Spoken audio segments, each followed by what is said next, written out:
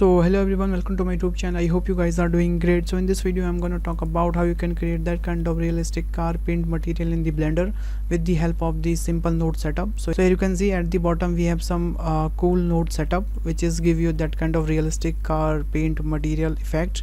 Okay, you can use in any car model basically.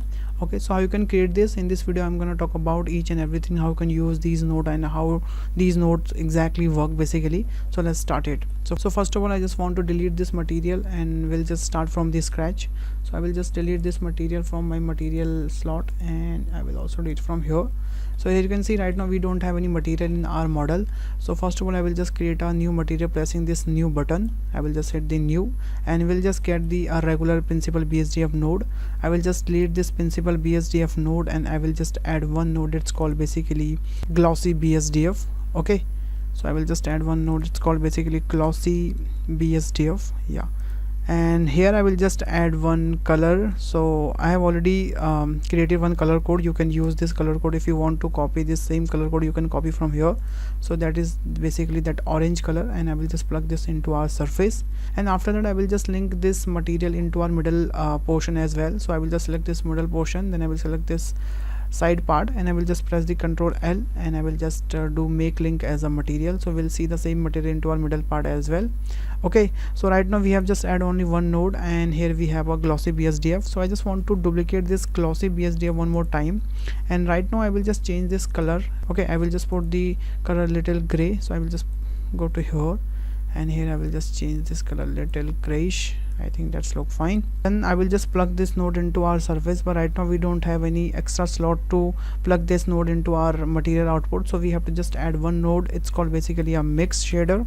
So I will just add this shader and put it in between here, and then I will just plug this. Okay, and I will just plug this glossy BSDF node here to here, so it will look like this. So after that I will just add one more node. It's called basically a Vonoid texture. I will just add this Vonoid texture here. After that I will just plug this color node into our normal portion, and what it does exactly, it will just add little formation into our bonnet part basically. So for that we have to just add one node in between here. It's called basically a normal map. So I will just plug this normal map color into our color, and then I will just plug this normal into our this normal. So here you can see now we have that kind of effect here basically. So that's look basically a flex. So we have to just increase the our scale size. So I will just keep it as a 800. So we'll see these little flex here basically. Okay, and right now here you can see we can see little stretch these flex basically. So how we can rid of this stretchness problem? So we have to just add our UV to here. We have to just select here that UV, and here you can see now we have a perfect flex here. Okay, that's look fine. Then after that what you have to do, you have to just add one more node here. It's called basically a freshener. So I will just add this freshener node, and what is that exactly, it will control that IR value and we'll just get the R color back, because right now it's look little grayish and we don't want this gray color basically. So I will just plug this FAC into our FAC, and from here I will just increase the our IR value, and here you can see when I just increase our IR value we get our color back. So I will just keep it 20. Okay, in 20 look fine to me right now, and we can also see these flex here that look fine. And we have to just decrease little strength as well, because right now it's look too much. So we have to just decrease the strength, something like that. So here you can see now it's look fine. Yeah, it's created a little texture here you can see. Okay, so we almost done, but we need some color variation and we need little metallic look in this part basically. So for that what we have to do, we have to just add some extra node as well. So I will just add one diffuse BSDF here, diffuse BSDF, and I will just duplicate this mix shader from here to here, keep it here, and I will just plug this diffuse BSDF here to here. Okay, and I will just duplicate this diffuse BSDF one more time, and that time I will just plug this here to here. And now what I will do, I will just add some RGB color here. So I will just add one RGB color here, and I will just plug this color into our color, something like that, and we'll just change this color little yellowish, something like that, and it will affect here basically. I'll show you here. Right now it didn't plug anywhere, that's why we can't see any anything happening here. So what we have to do for that, so we have to just duplicate this mix shader and plug here, and then we have to just plug this here to here. So now here you can see we have to just duplicate this RGB one more time, and right now we'll just change the color little red, and I will just plug this here to here.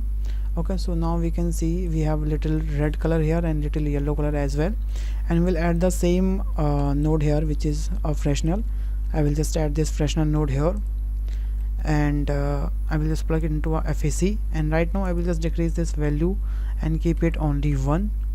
Okay, we can increase and decrease. So I think 1 is not look fine to me. I think 2 is look fine to me. Here you can see, yeah, we can do 1.8. I think, yeah, 1.8 is look fine to me, and we can just change the little color from here as well. Yeah, here you can see. Now what we have to do, we need some metallic value here, because right now it's look little matty, and car texture is not look matte because it's a very reflective. So how we can make this a little reflective? We have to just decrease the roughness value from here to here, and here you can see when I just decrease the value, we can see a perfect car paint texture here, and that's look fine. Here you can see that's look great, perfectly looking. Here you can see we have a inside texture as well. If I'm just going to little zoom, here you can see that's look fine. So that's how you can create that kind of car paint texture. So that is very easy and cool trick I thought I should share with you. Okay, and here you can see there is very easy node setup. Okay, all nodes are very self plain. Basically we don't need to more explain about any nodes. Okay, we know very well about it, what is does exactly, what is glossy does, what is diffuse does. Okay, and here you can see the output. Basically that's look fine. And if I will just take one render, so here you can see that's look great. Here you can see we have a perfect texture of car paint. Okay, so that's how you can create that kind of car paint texture in Blender with the help of the node setup. That is a very easy and cool trick. So I hope you enjoyed this video and you learned something new today. So thanks for watching this video, guys. If you learned something in this video, please hit the like button, hit the share button, and subscribe my channel. Also, if you have any queries, if you have any suggestion, please let me know in the comment box. I will definitely reply comment. So bye bye, take care and stay home, guys.